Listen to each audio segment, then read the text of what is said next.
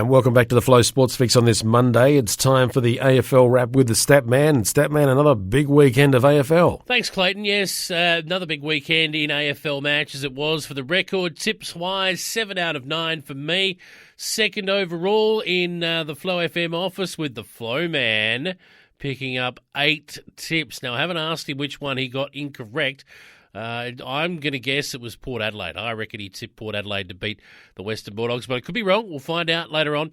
Let's have a look at the matches from the round that was. This was one that I got correct on Friday night. The Cats took on St Kilda, and St Kilda kicked themselves out of this. They were the better side for long portions of the evening. But when you kick 5 goals, 17, you simply do not deserve to win at AFL level. The Cats kicked 10 goals, 8 to win by 19 points. And the less that's said about the standard of that game under the roof, where conditions should be perfect, I think the better. Better standard game, this one. Sydney Swans taking on Collingwood, who jumped the Swans, but the Swans did enough in the end to win 10-12-72 to Collingwood 5-12-42. And the Swans were very good after quarter time in this particular game. Isaac Heaney is starting to get back to some form. Buddy Franklin was dangerous up in the forward line without doing too much. And Collingwood just can't seem to get rolling at the moment, can they? They looked the goods early in this game, and it got away from them as the afternoon progressed. That was Saturday afternoon. At the same time that was rolling, down in Tasmania, Hawthorn were rolling out to a 5-goal lead against North Melbourne, only to see the Kangaroos storm from behind and win their first game for the season. And I tell you what, North Melbourne, first of all, 13-9-87 to the Hawks, 12-8-80. Now, the week before, we were talking about Nathan Buckley and Collingwood, who were playing North Melbourne, and if North Melbourne got over the line, would Nathan Buckley be in any trouble or under any pressure? What about Alistair Clarkson at Hawthorn now? They are second to bottom, 17th on the ladder. A game, they're within striking distance of the wooden spoon, Hawthorn, and who would have thought we'd be saying that about the Hawks? So North Melbourne, though, are jubilant. Their first win under David Noble as the new head coach, and good on them. They battled hard throughout the majority of the season and got a run on in that second half, and it was good enough for them to get over the line down there at UTAS Stadium. The twilight game was the Q Clash, the Brisbane Lions taking on the Gold Coast Suns.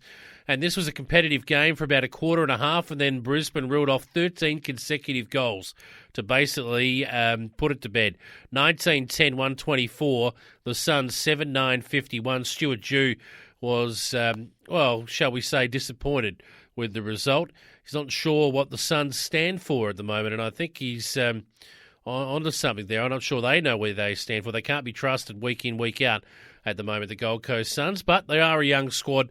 And there are some signs of improvement there, but you certainly could not have tipped them. Now, Richmond, what about this as a get-out-of-jail card? Now, there's some controversy around this game, but the Tigers 13-9-87, the Giants 12-11-83. Was Toby Green held in the last minute? Was the goal that was referred by Dustin Martin actually a goal? On all of the evidence that we've got, you couldn't overturn the decision, but I tell you what, I'm one of many that are just not entirely sure that wasn't already over the line. Either way, it matters not, because Richmond take the points after trailing by 5 goals late in the third quarter. They storm home on the back of Dusty Martin, just putting the boys on his back and dragging them over the line. 13-9-87, 12-11-83. The Giants, that's the one that's got away. And at the end of the season, when they look back and realise they're not playing finals footy, it'll probably have a big reason. This match will probably be one of the determining factors as to why they are not. Also on Saturday night in Adelaide, at the Adelaide Oval, the Port Adelaide boys welcomed the Western Bulldogs to town. And after they were jumped and then got back to pretty much level pegging by half-time, Port Adelaide, the Bulldogs got hold of them in the second half and ran all over the top of them, 15-6-96 to 12-5-77. And as good as Travis Boak has been for Port Adelaide, Marcus Bontempelli was absolutely mighty in this game. He is a star. Could easily win the Brownlow medal this year. Walk-up start All-Australian captain for mine at this particular point in time. He is one of the best, if not the best, in the competition as it stands right now. He had some mates, though. They were good all over the ground, the Western Bulldogs. Their defence, which has been under some pressure of recent times, particularly after that performance against Richmond, stood up. Charlie Dixon was almost a non-factor in this game. I think he kicked a couple of token goals, but outside of that, they really didn't have many winners up forward, Port Adelaide. And again, the power found wanting against one of the top sides in the competition. I don't think they're top four this year.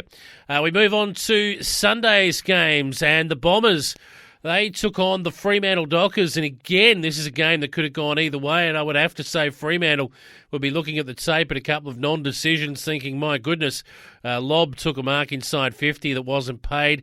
Then there was down the other end, which led to an Essendon goal, a decision which didn't go their way.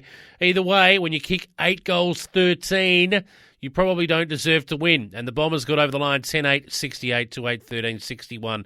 A good, solid win for the Bombers, much needed for them. Melbourne did what they had to do during the afternoon on Sunday, 13-16-94 against Carlton, 10-8-68. Carlton were competitive for the majority of this game, just can't get over the line. Same old story for Carlton. They're in it for most of the game, but they just don't have what it takes to get the job done against the better sides. Again, Christian Petrarca and Clayton Oliver were brilliant in this game. And young Jordan, one of the new players for Melbourne, again getting plenty of the footy and laying lots of tackles. And then the twilight game, which wasn't twilight in Perth because they're 2.5 hours in front of everyone. Sunday, the last game of the round, the West Coast Eagles 16-10-106 against the Adelaide Crows 11-10-76. 5 goals to the good, the Eagles. And in a game that was basically an arm wrestle for the majority of it, it was a 5-goal, 15-minute burst that was the difference between the two clubs. And those 5 goals in 15 minutes in the second quarter were kicked by Jack Darling, who had done nothing up to that point. And they were too good in the end, the Eagles. So that is the round that was. All done and dusted, and we'll have our tips for you again later in the week here on Flow FM. Back to you, Clayton. Thanks, Jason. He'll be joining the Flow Man and myself in the studio again very shortly as we have a conversation about video footage. We've also got Court Sports Express not too far away.